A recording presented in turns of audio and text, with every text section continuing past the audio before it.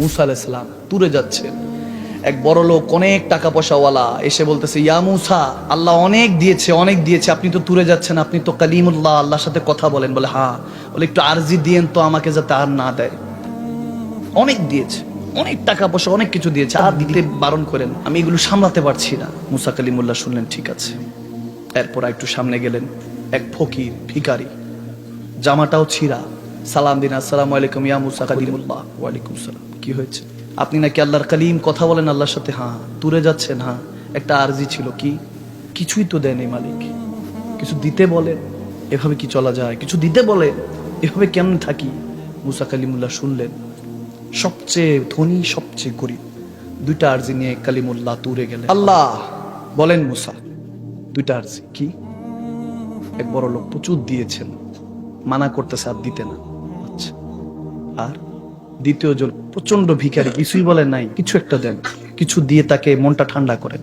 আল্লাহ বলেন, ঠিক আছে যা, প্রথম জনকে বলবেন শুকরিয়া করা ছেড়ে দিতে, আমি কেড়ে নিব। কি করা ছাড়তে? শুকরিয়া করা।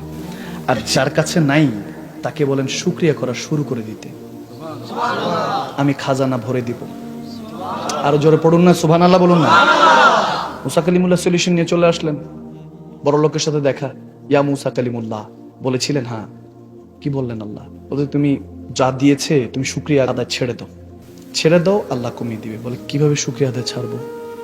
এত দিয়েছে, এত দিয়েছে, শুকরিয়া করতে করতে তো দম বের হয়ে যায়। সারাদিন সেজদায় পড়ে থাকলে তো ওই রবের ঋণ শোধ হবে না। মুসা কালিমুল্লাহ বলে, কি ব্যাপার, তুমি শুকরিয়া ছাড়বে না? বলে মরে গেলেও তো না। বুঝতে পারছি। পরেরটার কাছে গেলেন, গরিব ফকির, ইয়া মুসা গিয়েছেন? হ্যাঁ। কি বলেছেন? আল্লাহ শুকরিয়া করা শুরু করো। কিসে শুকরিয়া করবো? কিসের শুকরিয়া? কিচ্ছু নাই, তেনা ভাড়া, এটা কি শুকরিয়া? মুসা কালিমুল্লাহ হাওলা ওয়ালা কুওয়াতা পড়লেন, পড়ে বলতেছে, বুঝছি, দুজনের দুই পজিশনের কাহিনী বুঝে গেছি। লাইন শাকারতুম লাযিদান্নাকুম। ঠিক কিনা?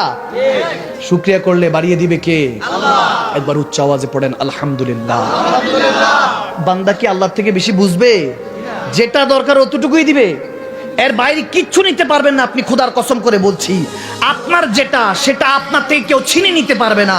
আর যেটা আপনার না, আপনি শত চেষ্টা করলেও সেটা আপনার হবে না। আল্লাহ জান্নাত দিতে চায় আপনাকে, ফাদখুলি ফি ইবাদি ওয়াদখুলি জান্নাতি।